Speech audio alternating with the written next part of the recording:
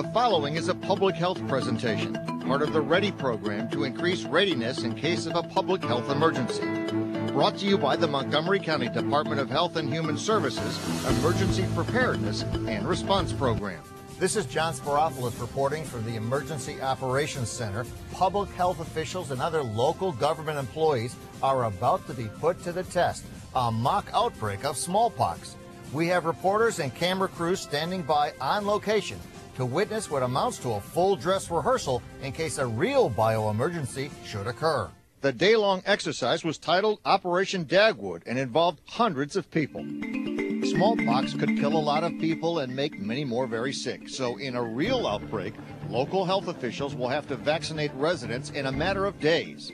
It's the government's job to be ready. That's why it's conducting this exercise. Here's the plan. We'll begin with logistics, because if you don't get this right, your drill will be a nightmare. You'll need a lot of material delivered to the dispensing site, including forms, food and water, an assortment of medical supplies. Setting up the clinic will take time. Among the items you'll need, poles with tape or rope to direct the flow of people once they're in the clinic. Now that we have the clinic set up, who should come and who shouldn't?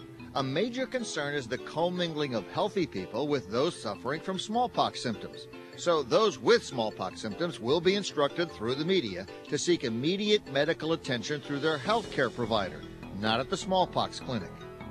Residents without symptoms will gather at staging areas, board buses, and be driven to the clinic.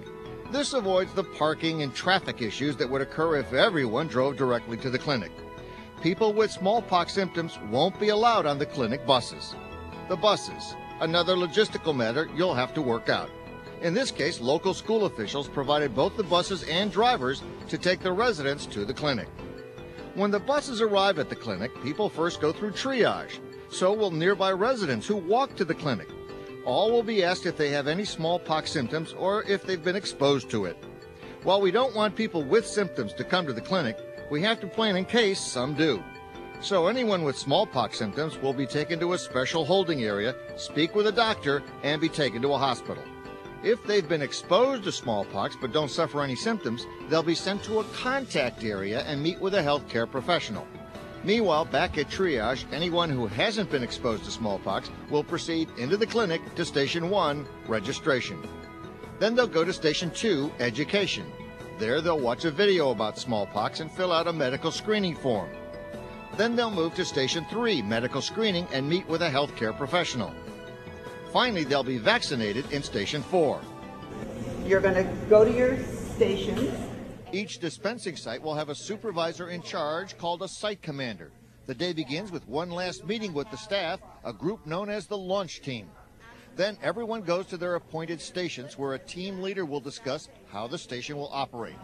And you're going to turn to the last page of the consent form. You're going to make sure that everything's signed. Here's how we're organized for today's drill. A site commander and team leaders for each part of the clinic. Logistics, registration, education, medical screening, and vaccination. Everyone on the launch team has been pre-vaccinated. Their first task, vaccinate the rest of the staff and support team. If it was a smallpox outbreak, yes, we would need to vaccinate the vaccinators first. And then, once they're vaccinated, they in turn can start vaccinating other people right away. Once public health personnel and their families are vaccinated, they'll vaccinate other public health personnel and their families, volunteers who are working in the clinic, There you go. and police and other first responders. And that brings up security. Work with your local law enforcement agencies to set up security checkpoints inside and outside the clinic. Okay, everyone and everything is in place. Let's begin. Reporter Jack Bowden is on the scene at one of the staging areas, sites where volunteers and later residents will board buses and be taken to the clinic. Jack? John, in order to avoid the crush of vehicles at the vaccination center, clinic staff members began arriving here at this off-site location, Wheaton High School, around 8:30 this morning and parking their cars here. As you can see behind me, about 100 staff members are now boarding buses for the short ride to Kennedy High School. And so far, everything seems to be going smoothly. The same is true at another staging area. Reporter Elliot Lewis is on the scene there. You're looking at the first stop for the volunteers in the training exercise. This is one of 4 staging areas where volunteers are checking in preparation for their ride over to the vaccination clinic. Thanks, Elliot. Coordinating the buses, the vaccination clinic, the staging area, it's all a challenge. Communications is the key to doing it well. You'll need a lot of walkie-talkie radios to run a clinic because you not only need to reach other health personnel, but you've got to coordinate with all the other agencies who are participating. The first bus is on its way to the clinic. Elliot Lewis is on board. This is just one of several buses that will be taking volunteers from the various staging areas over to the vaccination clinic. Will be arriving shortly. When Elliot and that first bus full of volunteers reach the clinic, first stop, triage. Can I ask you a few questions? Do you have a fever? No? Triage is where patients are sorted for signs and symptoms of the smallpox disease. Okay, right here. Most people are sent ahead to registration, but others who are infected with smallpox, like this man and woman, are escorted to a holding area for further evaluation. There they'll put on masks and meet with a doctor, after which they may be sent to a hospital. Elliot Lewis is there.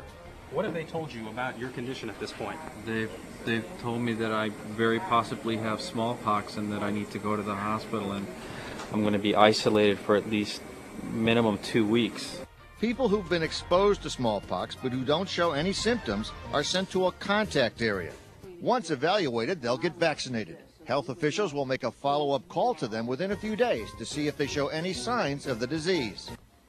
Back at triage, more people keep arriving. Some speak English, some don't. Bilingual workers are on hand to help.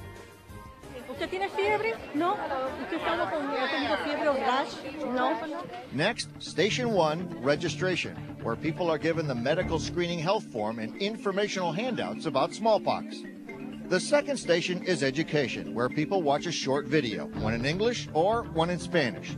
Here the patients will learn about the side effects of the vaccination and what to expect through the course of the clinic. They will complete the medical history screening form. Clinic workers will check to make sure it's complete. The forms are available in English, Spanish, and other languages. After the medical information forms are checked by volunteers, patients move from Station 2 to Station 3, medical screening.